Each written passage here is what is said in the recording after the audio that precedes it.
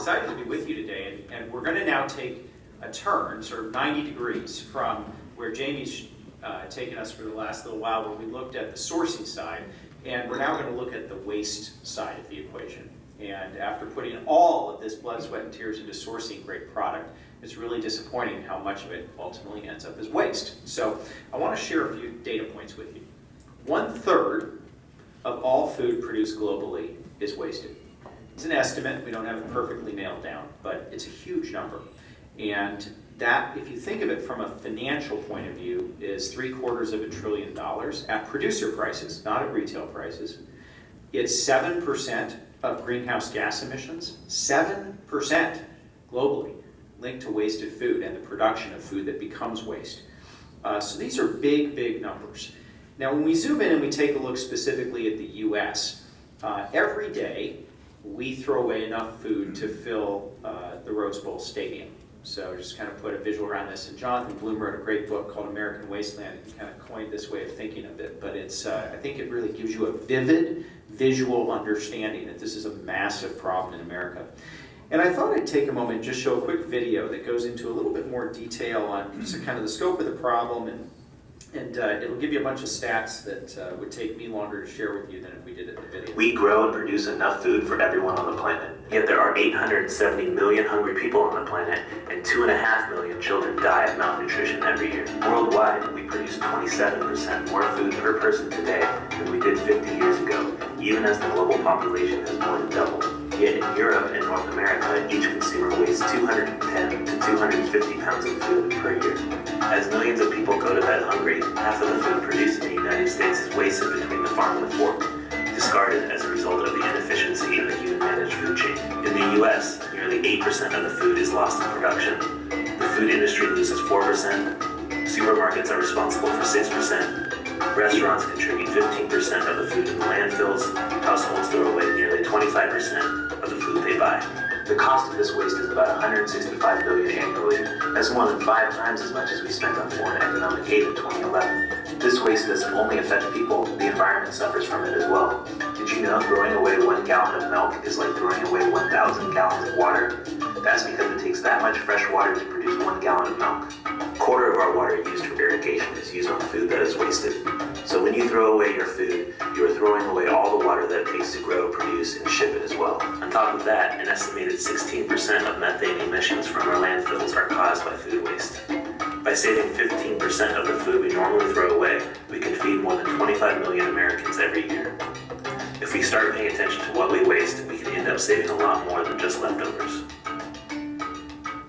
So, some big numbers there. And, I think one caveat about all the numbers I'll share with you, one of the challenges we have with food waste is we don't have great data about it, because it's a problem that is only coming into focus in the last few years. So these are estimates, but what I think is without any dispute is that they're big numbers and they're things we need to work on. So from the restaurant and food service perspective, we actually have a very significant role to play in this world. So we're going to go from the big picture down to, let's talk about our industry. Let's talk about, from a restaurant and food service point of view, where do we play? So we have to manage 2 food waste streams. And sometimes when we look in a compost bin or a bin that's heading to a landfill, it looks like we have one stream, right? It's organic waste, it's food waste, we see it in there. It's 2 totally different streams. You've got a pre-consumer stream, which is the stuff that we throw away, our employees throw away, food service employees throw away, restaurant employees. This is overproduction, spoilage, expiration, trimmings from fresh meat and produce, things that have been burned, dropped, contaminated. Those are things that are pretty actionable for us because it's our team that touches those items, and we can address that in a very direct way. The other stream is post-consumer, which is plate waste, right? What's served to our guests. They elect to eat or not eat that item.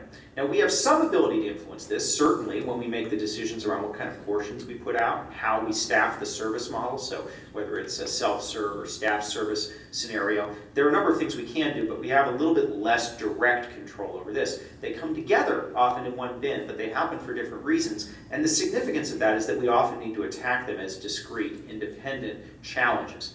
I'm going to talk today a lot about pre-consumer because it's so actionable. We find that somewhere between 4 and 10% of the food that is purchased tends to become waste at the pre-consumer level. So put numbers around that. for $1 million spent on food, which is a lot of money, but not a lot of money for many food service operations, that's $40,000 to $100,000 of waste. So this is something that just on a financial argument gets people's attention. And I wanted to share one other video that kind of makes this point. I know some of you are culinarians or culinary professionals in the room and some aren't, but I think you'll, hopefully the chefs will get a kick out of this.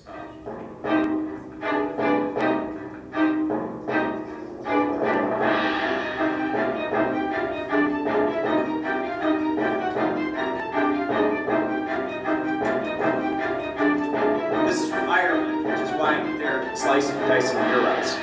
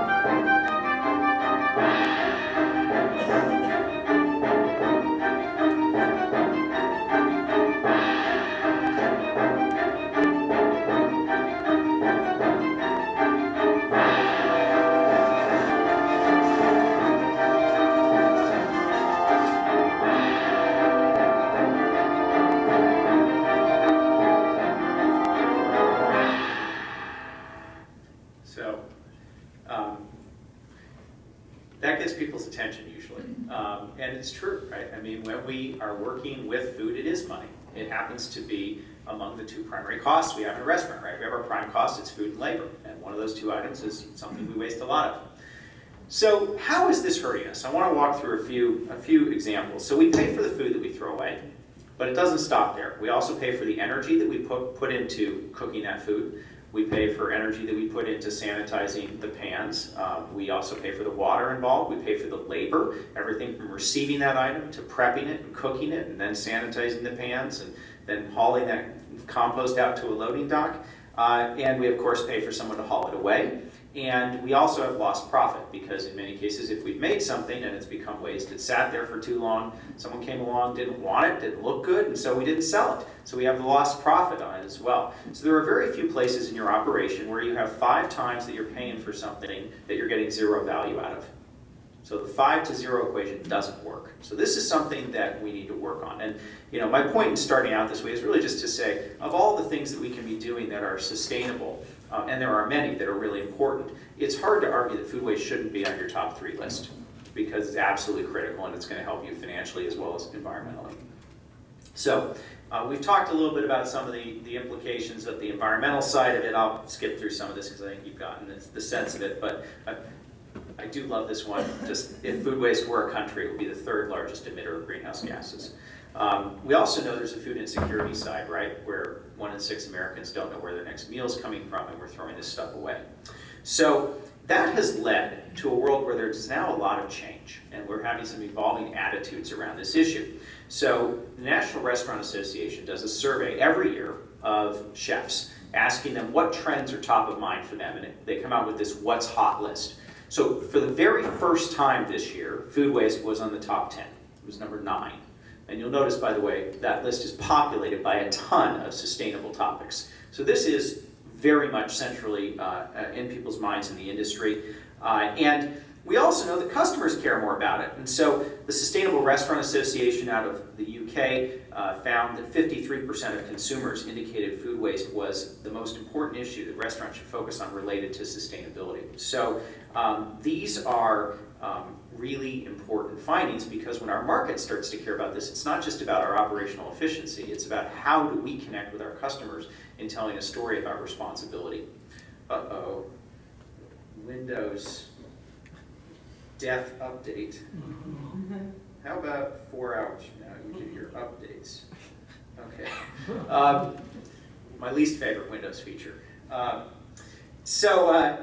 The other thing is it's just a moral argument, right? And the Pope's out now. He's been doing a lot of publishing on the environment, but specifically he made the point that wasting food is like stealing from the poor. And so What we found is that when you talk about this issue with people, the one that gets them the most, you can talk about saving money, saving the environment, helping people who are food insecure. The thing everyone agrees on is it's just the right thing to do to use the food we produce and not waste it. It's just wrong to throw this stuff away. So it's kind of a moral imperative. Okay, what do we do about this? How can we fix it? So everybody, I would encourage you, if you have not seen the EPA's food waste hierarchy, you should look at this. It's one of the most useful tools. And I'm just curious, how many of you are familiar with this, have encountered it before? I'm shocked that Jamie's seen it.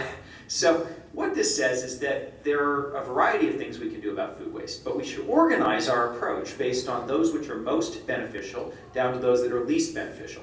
And so this is not really complicated. It's kind of like reduce, reuse, recycle. It's just applied against a food waste sort of topic. So the very best thing we can do is source reduction, which is synonymous with minimizing food waste, preventing it, not having it, doing everything we can to change how we operate so we don't have waste.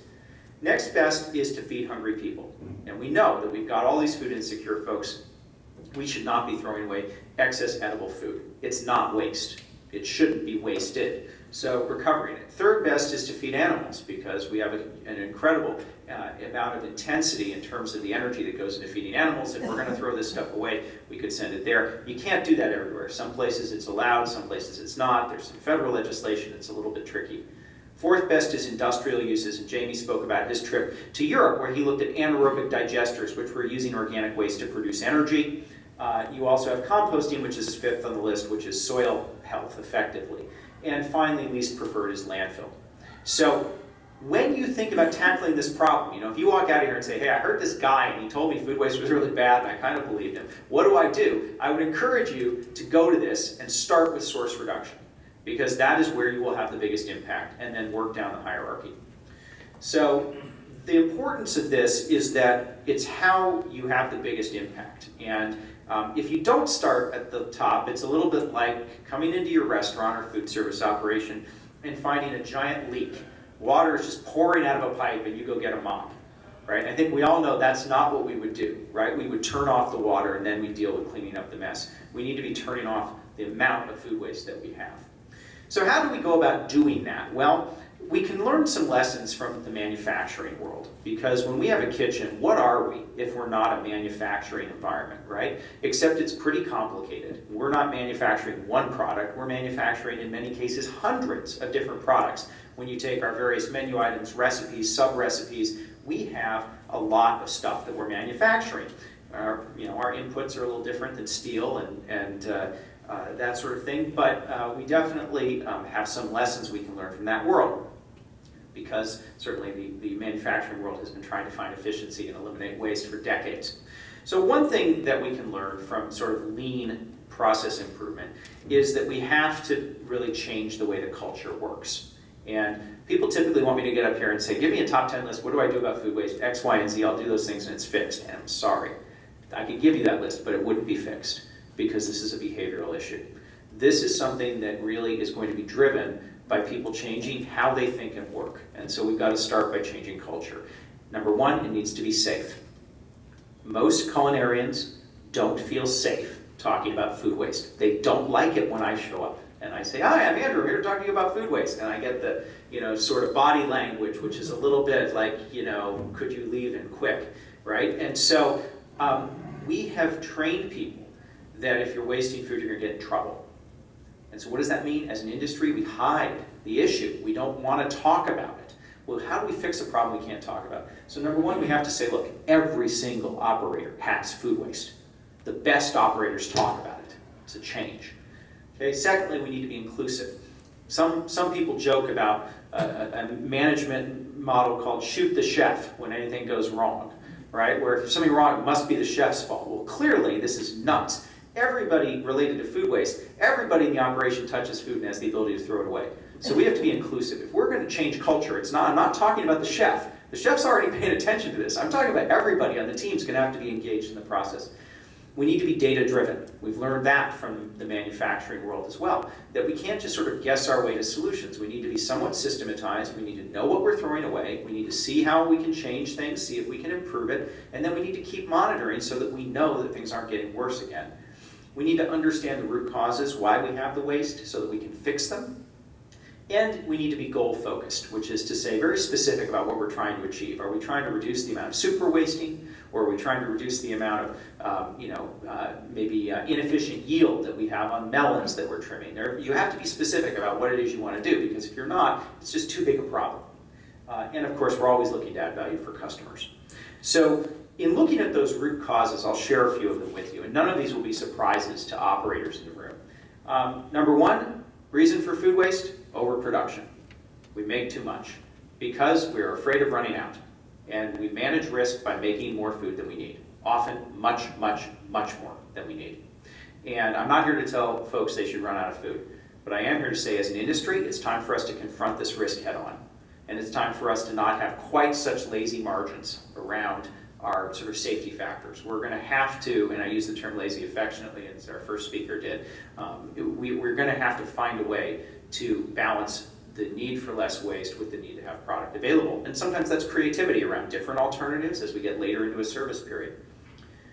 We have obviously very confusing food safety policies, and we've talked a little bit about that earlier. You know that we have to serve safe food. That's absolutely non-negotiable, okay? So I'm not here to say, hey, the waste guy said serve unsafe food. Not at all, okay? We've got to follow food safety practices, and we've got to have margins of error. The problem is that often we have margins of error around margins of error around margins of error, and we end up throwing away food that we know is perfectly good. And this happens particularly in the retail sector, where we have items with best by and joy by dates that mean nothing.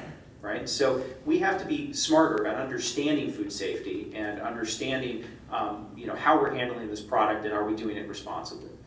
Over merchandising. We know that nobody wants to take the last item, that last sandwich on the platter, or the last squash, or whatever. John Oliver did his piece on food waste the other day on HBO, and he was talking about, I don't know what it was, a kale or something that was left on the last thing at the supermarket that no one will buy. So we end up over merchandising, right? We put a lot of product out. If you have a cafe environment, if you're doing cook to order, plated service, you don't have this so much. But if you have a cafe environment, often we over merchandise. We've got to think about that. How can we merchandise attractively without being inefficient? We also worry about labor and waste trade-offs. So sometimes we say, well, gosh, if we could only have a cook on the clock for fewer hours, we'll just make more stuff and store it and then use it as we need it. I guarantee you this is a prescription for waste. It is just absolutely the worst way to approach it from a waste point of view, because we know that single piece production is the best way to not have waste. When you do big bulk production, inevitably the stuff gets tired, it spoils, or it needs to be customized. You made 50 turkey sandwiches, but this customer wants one without cheese and mayo, and that's not the way you made them. And so the more we can get to single piece production, the better. And also, by the way, often what we think we're saving in labor on this, we're giving back in waste. So we have to just be aware there's a relationship here. Certainly customer choice, we want to have really broad choice and convenience, but sometimes that leads us to waste as well, particularly in an environment where you have a policy where first customer and last customer see the same options. And that again is the case in a lot of non-commercial food service, where you go through a buffet and is it really fair to expect to come in 1 minute before closing and have every option available to you?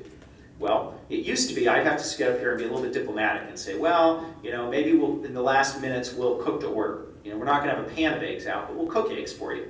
And that's actually an in-between solution, right? Is to not decrease supply, or options, but have a different way of presenting it.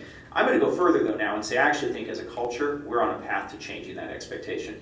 When we go out to dine in a fine dining environment, if we hear that the last portion of sea bass has just been sold and we're so sorry it was so popular, you should come back next time and have it, we get that. We understand that things are not infinitely available. So we have to evolve that thinking as we educate our customers, because hey, they're telling us we should be focusing on food waste, right? From the SRA survey. They're telling us it's important. So how do we engage in a dialogue around this as we all get smarter about it?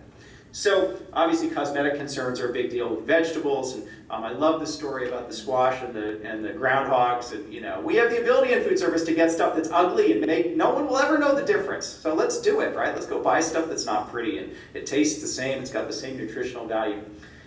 So overall, in order to counteract all these root causes, what we recommend is measurement. And we know that when you start measuring, all this stuff comes out of the woodwork. Instead of having to go around like, you're investigating this and looking for what might be happening, when you begin to measure, you start to learn what is being wasted and why and when and how, and you have the ability to engage people in the process. And so we measure things, right? We measure guest satisfaction. We have sanitation scores. We may have QA audits. There's all kinds of things we measure, but historically we haven't measured food waste very well. Some people are doing it, starting to do it, but we really recommend that this should be a metric that should be a daily metric in your operation because it is that important, environmentally and financially. When you measure, two things occur. Number one, you understand what you're throwing away and you can improve. And that's a very analytical, sort of rational process. I'm understanding what I'm throwing away so I can do some things differently. But it also changes behavior. And this is where behavioral psychology enters the picture. When you ask a team member to measure, you are changing your culture. You may think you're collecting data, but I guarantee you the thing you're doing before you're doing that is you're projecting your values. You're communicating your values. When you say, hey, I want you to take a moment to record this, you are sharing that this is something that we all need to think about. And even if you never looked at the data, you would have a culture change just by asking people on a daily basis to measure it. And you might say, well, it takes time. Well, I can tell you it takes about a few seconds. It's not hard to do. It takes less time than you stopping them and complaining about what they're throwing away. And it's more diplomatic too. So you can use food waste as a critical control point. You can learn a ton from what's going in your garbage. I would encourage you, when you go back to your operation, if you're an operator, when you look at the garbage, don't ever look at it as garbage again. Look at it as a bucket full of ideas. Every single thing in there happened for a reason. Why? And how can we fix it? How do we go back to root causes and make changes? That's what we have to be doing.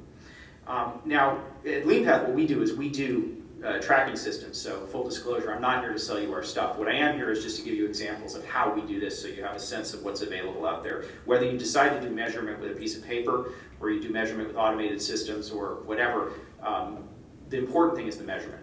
So knowing what you're throwing away is important because if you don't know it, you tend to not be able to go to the root cause and fix it. So the more detail you can get on which items you're throwing away, it's a good thing to have that. Secondly, knowing why it was thrown away is important because if you don't, you really don't know how actionable it is. So if I were sitting down and let's say one of you, we were looking at a data report and all we had was trimmings. Everything was trimmings. Well, we'd be looking at a probably less actionable problem overall. We'd look at knife skills training. We'd look at how can we make sure people are doing this efficiently. But if 90% of what you're throwing away is overproduction, which by the way, it typically is a big percentage, that's like stuff we can just go after immediately and drive down in a big way. So you got to kind of know how actionable is it, how avoidable is it. I think certainly the more you can share with people the value of wasted food, the more it changes their thinking. So when I share with you that if food waste were a country, it would be the third largest producer of greenhouse gases, I hope that that's like a thought that you can hold on to and maybe share with someone. And it's memorable. If you know that you just threw away $31 worth of something, it makes an impact on you. And furthermore, if you can explain that that $31 is actually $11,000 a year, it's not a $31 problem. It's if we did this every day, it's $11,000. And guess what? In food service and restaurants, we do a lot of things day in and day out. So trying to make things feel sort of tangible and touchable and vivid for people is what gets people to engage. And again, I'll go back to the point, this is behavior change, it's culture change. And if we're going to do that, we have to win people's hearts and minds to participate in it. So showing them progress, showing them results, that they're actually reducing and preventing waste, showing trends. And again, you can do this. You can take data on a piece of paper, you can put it in Excel, you can put it on the wall. There's a variety of ways to get to this, but the point is you've got to celebrate progress and celebrate success. And if you have the ability to get photos periodically, whether you do an audit and photograph them or use automated systems, these tell the story in an even more vivid and impactful way, where people then can have a discussion around, why was that bread thrown away? It could have been turned into croutons or bread pudding or something, right? If you can see it, you have more to do with it.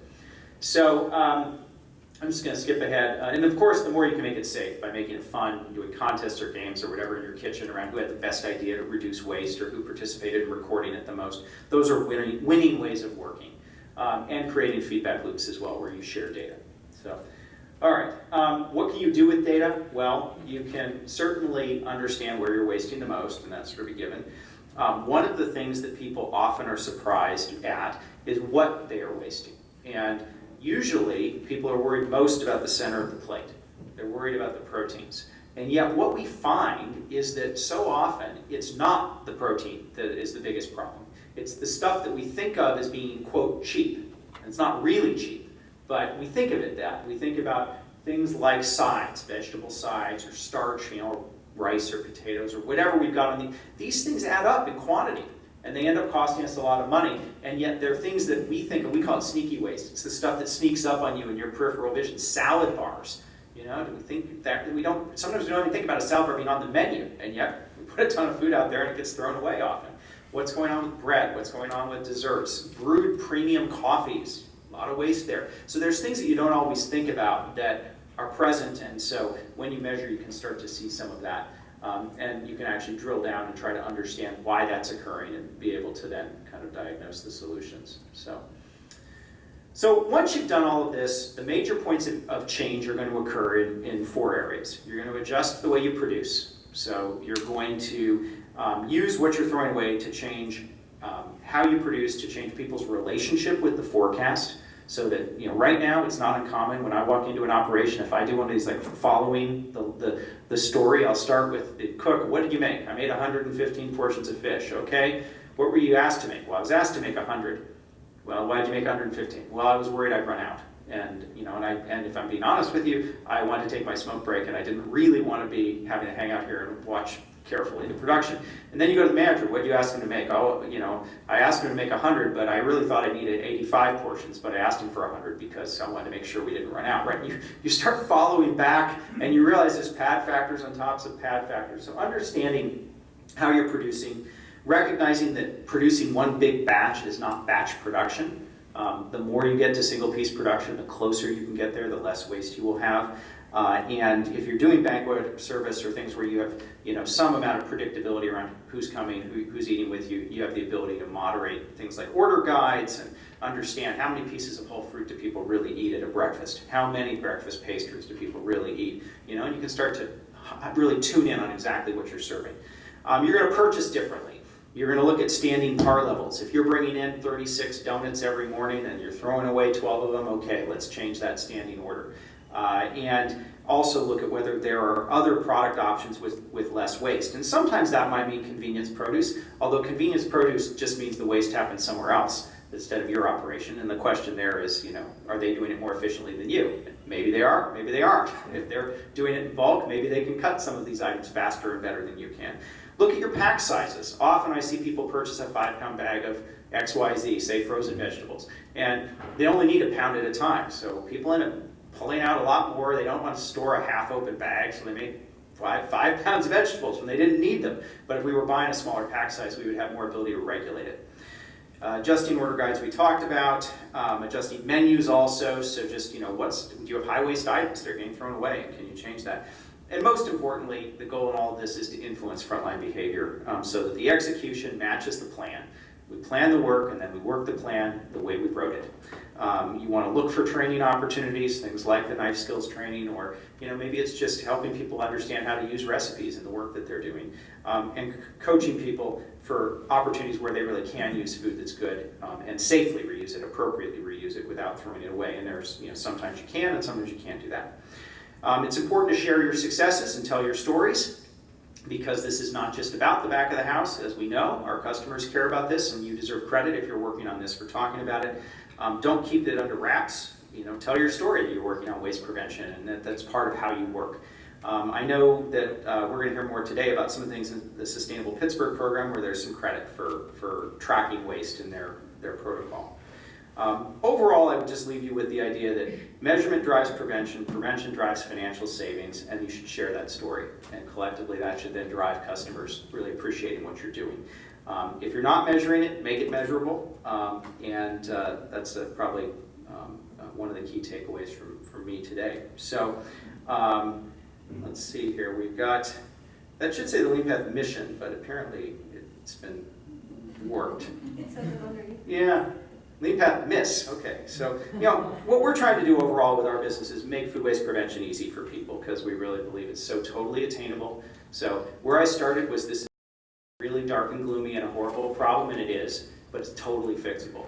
And if you're running an operation, you can be playing a central role in fixing it, and it's not hard. It starts with culture, get some data, things will change. And I think I used every second that was given to me. So I'll wait for questions with the panel if that makes sense.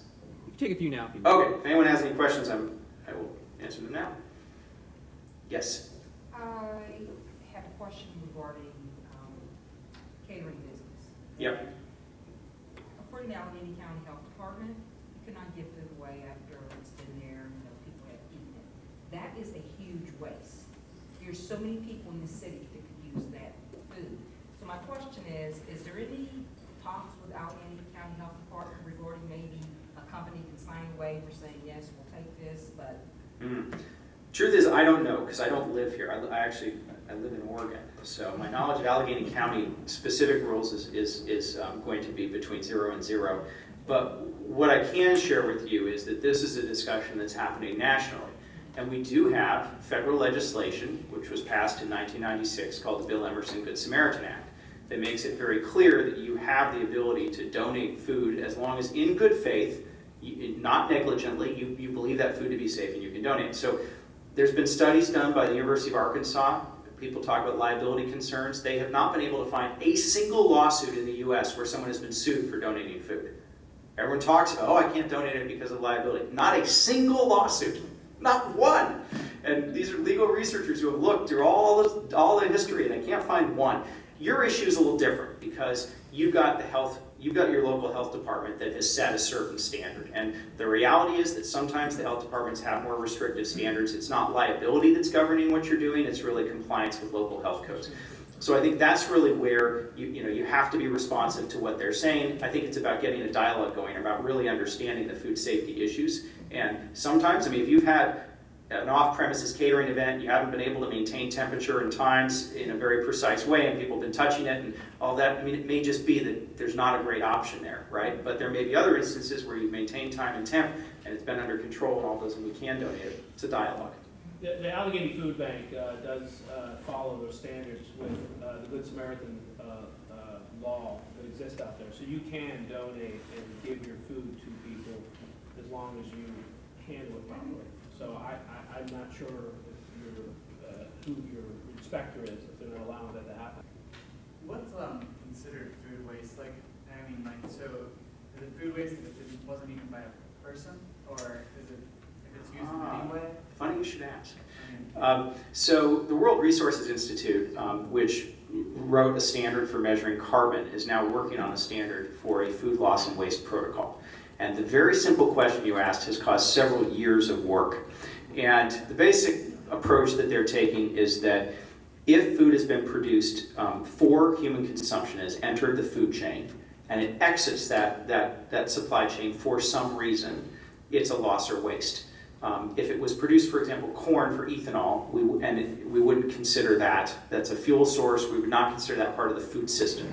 So if something was produced for it and then it exited, it's either a loss or waste, and we call it FLW, food loss and waste. Because in many cases, a loss is perceived to be like a farm loss, something that was not per se a waste. It was, apples fell from a tree, they were attacked by insects or birds or something, and so you have on-farm losses, and so there's a really more of a discussion now around what's avoidable waste and what's not avoidable.